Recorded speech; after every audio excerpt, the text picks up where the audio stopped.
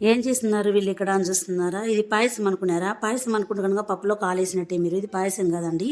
ఇది వచ్చేసి పాకం పప్పు అండి. మేము పాకం పప్పు తయారు చేసాము. ఇది అనుకోకుండా సడన్గా చేసాము మేము. పాకం పప్పు చేస్తే ఇలా అవుతుందని అస్సలు అనుకోలేదు మేము.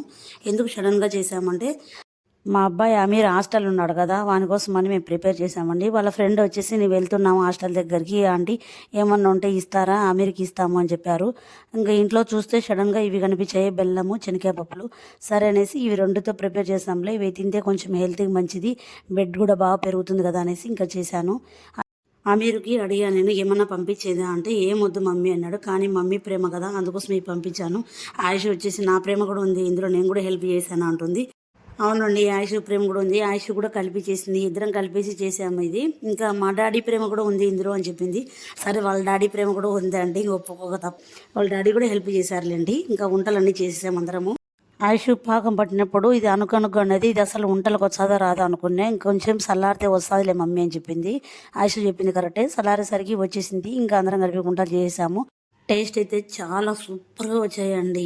వీడియో నచ్చితే like, share and comment and subscribe to our channel అండి.